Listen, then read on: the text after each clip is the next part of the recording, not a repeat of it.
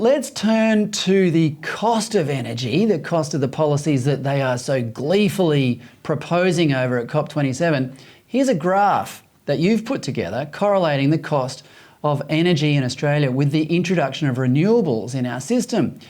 Now, the parallels are uncanny. The way the cost of energy and the presence of renewables correlates is just crazy. Talk us through it, Nick. So these are figures that I've managed to find on from the Australian Bureau of Statistics, so I presume they're pretty kosher figures.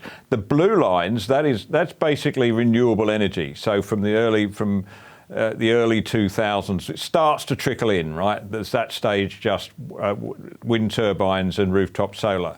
And so there's a bit in there by the time Kevin Rudd comes to power. And then Kevin comes in and says it's the greatest economic and moral challenge of our time. And then he puts this renewable energy target in, which I think was about 2% under Howard. He suddenly raises that to 20. The effect of that, of course, is all the renewable energy companies come rushing in because there's all these implicit subsidies. So you can see there on the graph between 2007 and 2013, the amount of renewable energies we've got virtually doubles. And hey, presto, that red line, which is retail prices, they double too. So the background of this, of course, is, well, you know, Chris Bowen tells us over and over again that renewables are the cheapest form of power.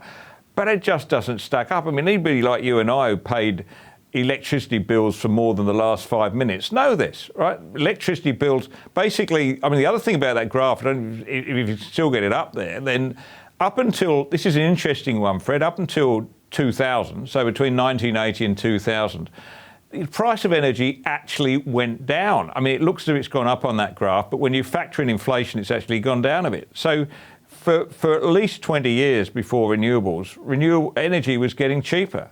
And then we introduced renewables and it goes up. Because correlation isn't causation, right? It might just be mere coincidence. Yep. Mere coincidence that the price graph follows the energy graph exactly. Well, exactly. I mean, there's so much correlation that causation has to be the answer because, as you say, even when renewables dip a bit, so does the price. It's incredible. That's right. I mean, can there really be any doubt that renewables are expensive now?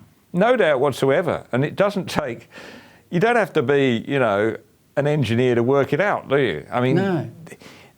We love them, and we love solar panels and windmills, all right, but you wouldn't go and buy a car if the dealer said to you, I've got this great car, it's twice as expensive as anything else in the showroom, but it only works for 6 hours a day, and I can't tell you which 6 hours they'll be. But anyway, you'll enjoy, like, it's just not...